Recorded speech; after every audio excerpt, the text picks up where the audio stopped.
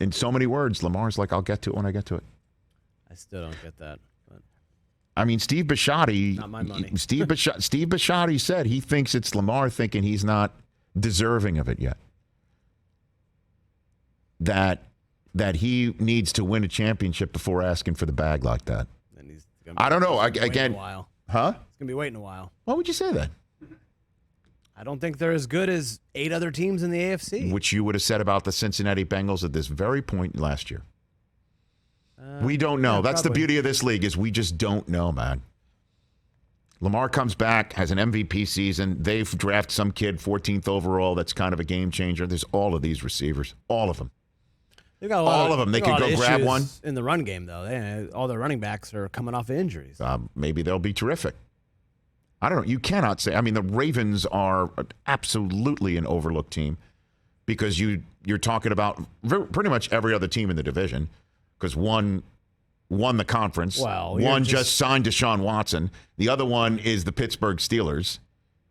But Deshaun might be out half the year. Pittsburgh doesn't really have a quarterback that we know of. So why can't the Ravens just beat the Bengals twice and win the division? They can, but do you think they can win the Super Bowl? Who the hell knows?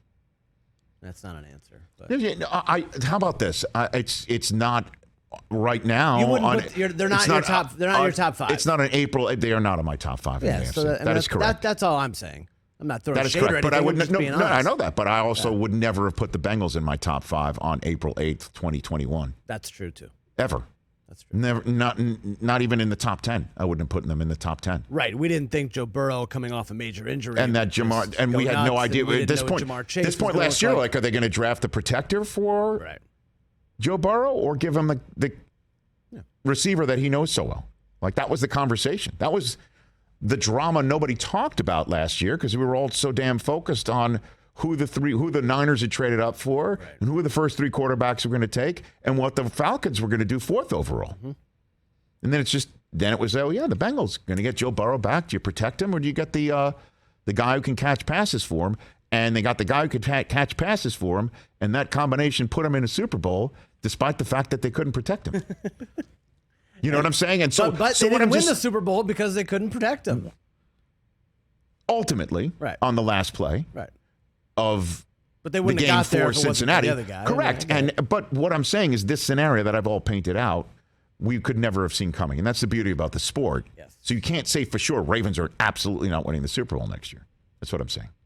Plus, the Ravens lost 9 games last year, and 6 of those 9 were by 6 points or less. I know so they're in every single game, and Lamar only played 12 games. If you recall, he went for it instead of trying to force overtime. He went for it twice. Twice. Because, the defense was so damn banged up. Take your shot at it. Right? Yeah. I think when those running backs losing those running backs so close to the start of the season threw them off. I got a weird feeling about this Ravens team because I got a feeling Lamar Jackson is going to ball out. Well, that's what you're hearing from everybody, and you heard that from him too, from John Harbaugh too. And so take the bag. Like, what are you doing, bro? I don't know. Well, Lamar is that one quarterback, right? Every time he talks, it's never, ever, ever about him.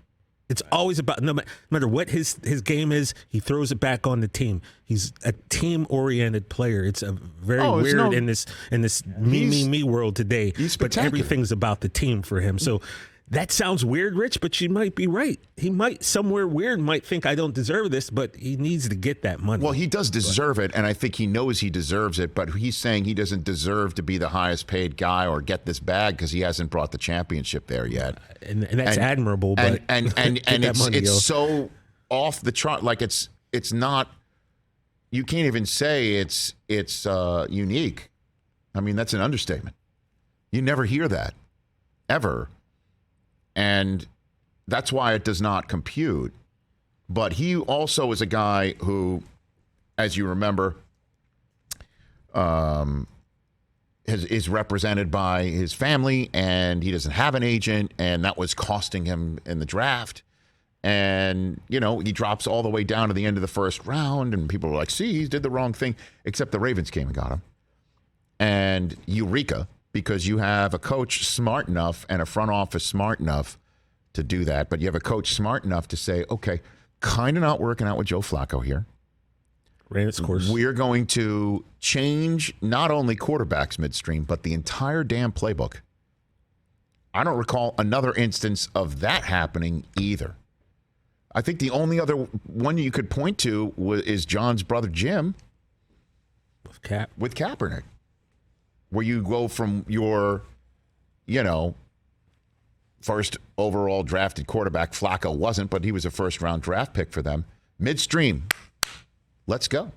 Out. And we're going to change.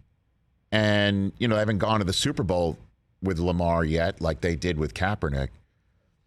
But, Lamar was a guy at the Combine when I guess it was Bill Polian and other people saying he should work out at receiver, saying GTFOH, like, no shot. As a matter of fact, I'm not even running a 40 here because the last thing I want to have talked about is my speed. Yeah. It's my arm you all need to be talking about. A situation unlike any other. Hey, you watched all the way to the end. Thanks for that. Watch more right here.